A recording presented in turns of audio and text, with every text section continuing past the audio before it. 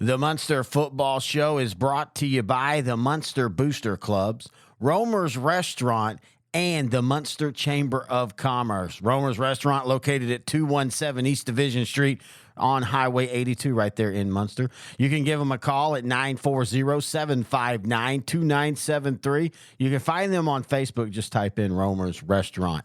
We are once again happy to be able to advertise the Muenster Chamber of Commerce Oktoberfest. I think this is the fourth year that I've done this, third year maybe. But this year it's on October 6th, 7th, 8th. It's always a fun weekend. Grant Goodwin and I have been there a couple times. My favorite, I'm a big animal guy, so why? But my favorite's the Wiener Dog race. But the food is absolutely amazing. And be listening to this show, the Muenster Football Show, but also Sideline to Sideline, as we're going to be promoting the Oktoberfest all the way up until October. And we'll have more details on the schedule and all as we get closer to it. But again, thank you to Muenster Chamber of Commerce for sponsoring not only the Muenster Football Show, but also Sideline to Sideline.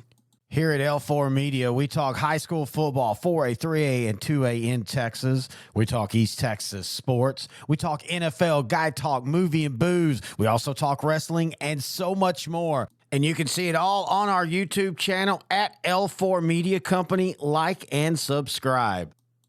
The Hornets get their first win in 2023, and hey, it's against Windthorst. That's always fun. Hello, everybody. Terry Bennett here on the Muenster Hornets Coaches Show, football show, whatever you want to call it. As the Hornets go to 1-2 with a hard-fought victory against Windthorst, 16-6. A rain delay, a weather delay, whatever you want to call that. And then you saw that offensive line, man, I think starting to take form. He started pushing Windthorst around a little bit. As you saw, a season high in yardage for the ground game. Defensively, another good performance. This is a young but exciting Hornets team. Now, they got to step back up into the 3A world this week, and it's going to be a tough one against Pottsboro. The Cardinals with Major McBride are 3-0.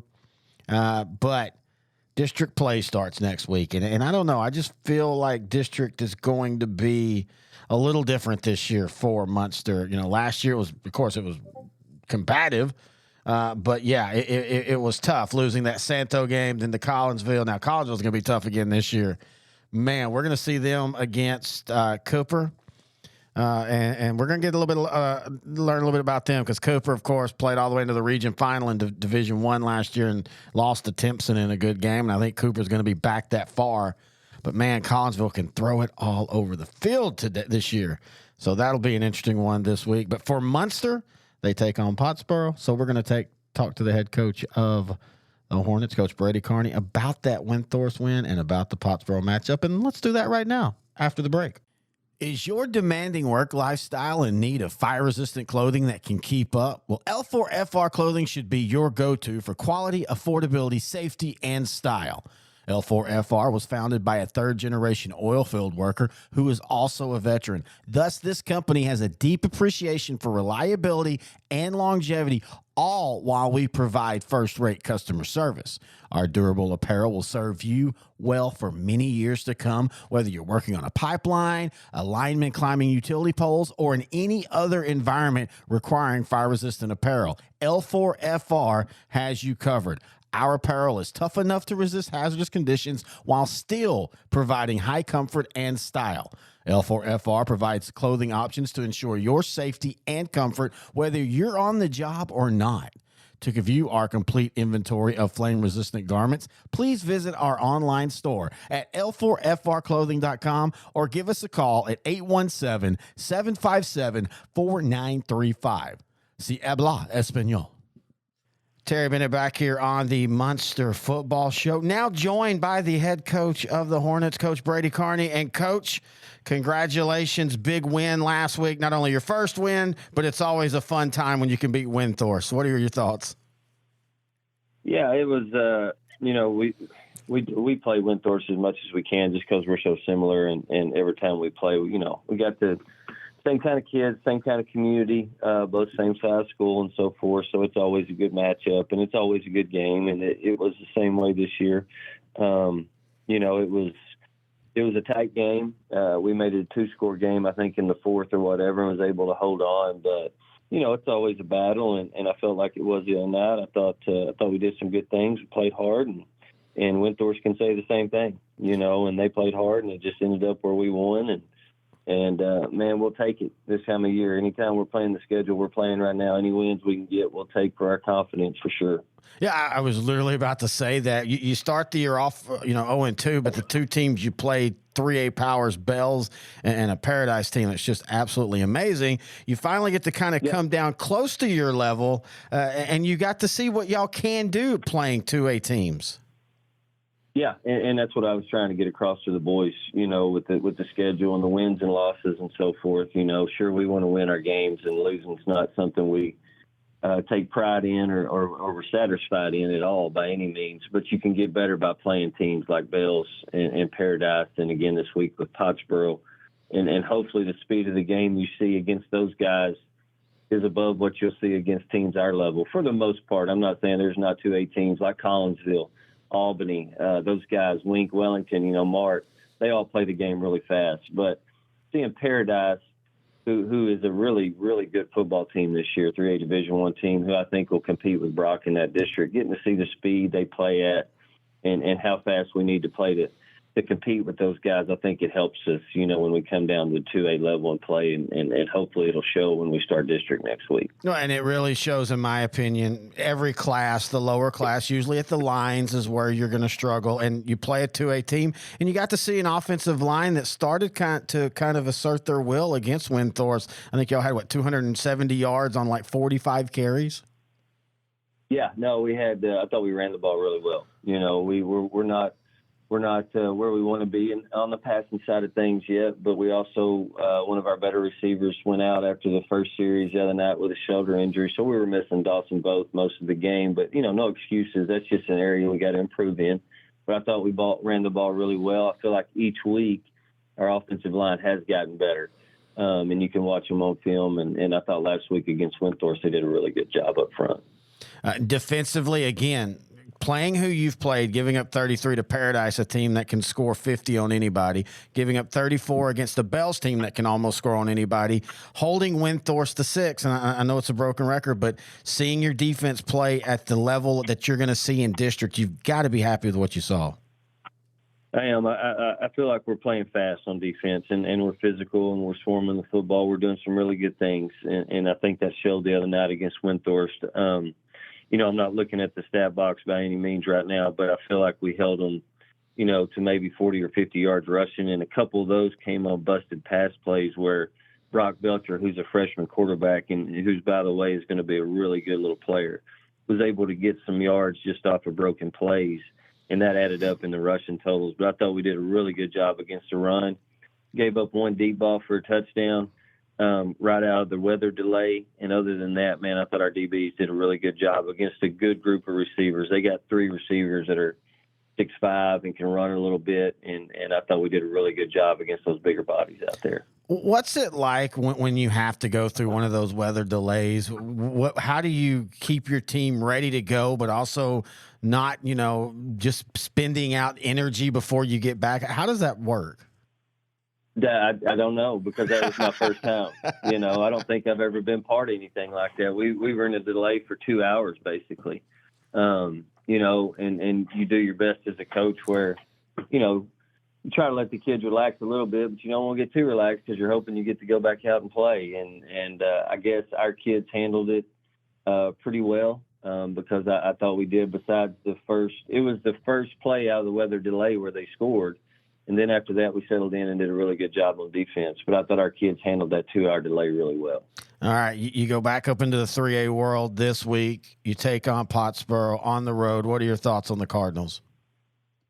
And you look at Bells, they're undefeated. You look at Paradise, they're undefeated. And you come into Pottsboro, and they're 3-0. They played a really, really tough schedule with the 4A Van Alstyne team that they beat. Go into Callisburg, and Callisburg took them to overtime. And then they go into Whitesboro last week and put up 49 points. Really talented team on offense. The running back, the McBride kid, is an exceptional player. Size and speed. He's probably, the 6'1", 6'2", 205, 210, and can run. He'll either run over you or run around you. It doesn't matter to him. Very, very good player. Offensive line wise, man, they're probably going to average about 280. Their two guards and center are probably all 280, so they're big up front. Got some really talented kids on the edge as wide receivers, and man, just a really good team. Coach Poe does a great job. You look up every year, and they're always 3 and 4 rounds deep. Played for a state championship, back in 2019 Yep. or so, or 20, whenever it was. Just a really good football team, defensively really fast. So we got our hands full this week. If we can go out and we can do a good job against the McBride kid, against Major, kind of hold him in check, I think that'll help us a little bit because they haven't had to rely on anybody but him so far. So go stop him, see what happens, and that's kind of our game plan. We're going to see what we can do with that. You know, it's funny. You've now said 3 times in this interview talking about fast, and we always know there's eras in football, and we're definitely, in my opinion, in a high school football era in Texas where it's about fast, whether it be speed on the field or just the tempo of the game. It's definitely a fast era. No, I agree, and you look at small schools and the ones that are successful, whether it's Mart or Albany or I'll even use Collinsville this year. Us back in 2017, Mm-hmm. man, if you got some guys that can move and can run on a big open field and spread them out and make things happen with that speed, that's the majority of the game nowadays. You know, you still got your teams like Bells. They're going to line up in the slot T and they're going to run at you, and they're going to compete with everybody because of what they do. But man, speed is just it's one of those things you can't coach, and I think it's kind of unmatched on the field. I don't know if you've ever watched Gunner play. Oh, yeah. But, man, those guys, you look at their offensive line, and they're all 180, 190. The backs are 170 to 180, but every kid on the field for Gunner can run, man. And they fly around and make plays. And to me, that's what makes a really good football team, teams that are fast and play fast. And when I mean play fast, not necessarily in their tempo, but just how they play the game. I think that kind of sets you apart a little bit. And Paradise was fast. Pottsboro's fast. So, and I thought we played fast the other night, and I think we've been playing fast. And I think it'll help us in district, but we got to be even faster this week against Pottsboro to have a chance. You know, last year you were literally the same record coming into this game, 1-2. But I sense this year, I'm not saying that you were completely frustrated last year, but you seemed more frustrated at this point last year than you are this year. Yeah, no, last year I'll take the blame for all that. I didn't feel like I did a very good job in the off season the year before. I didn't feel like I developed the leadership I needed to and pushed the boys like I had been for the few years. So we kind of got back in the spring to that, and I think I see it more this year. And again, it goes back to me and how I did things. I think I got a little too relaxed there for a while. And we're kind of back to doing things how we used to, and I see it on the field. We got some guys that have stepped up this year. I'll use Connor Silman, a senior, never played much, and now he's contributed on both sides. Landon Hawker, Braden Hawker, those guys have really been playing fast and doing a good job. And then we've got some sophomores, Rhett Walterscheid, for example. Heck of an offensive lineman, and he's over there playing D-line, and that guy never gets tired, and he just goes hard all the time. So, man, the list goes on, but I do feel like we're playing faster this year. And again, that goes back to, I think, what we did in offseason this summer and kind of what we got back to. Last year, I think, like I said, I got a little too relaxed and didn't push the boys like I needed to last year. Here at L4 Media, we talk high school football, 4A, 3A, and 2A in Texas. We talk East Texas sports. We talk NFL, guy talk, movie and booze. We also talk wrestling and so much more. And you can see it all on our YouTube channel at L4 Media Company. Like and subscribe. Terry Bennett back here, Muenster Football Show. I liked what Coach Carney said at the end. You don't have a lot of coaches that'll admit things like that. That, hey, last year, part of the reason was our offseason didn't go like I wanted to. And I just talking with him weekly, I can just tell the difference. I think he's excited about what this young team has done so far this year and what this young team can do the rest of this year and, of course, the next couple years. But, yeah, this is a good foundation being laid. You know, even for programs like Muenster, who have had the success they've had over the last few years, the 12-2s, the 11-3s, the 10-4s, you're going to have a year where you take a step back. And mind you, for other programs, a step back is a 3-7 type of year. For Muenster, even in what you would call a quote down year, unquote, you still go 6-5. You still win a playoff game. And so that's always a good reminder of where you're at as a program when a 6-6 playoff winning season is considered supposedly a down year.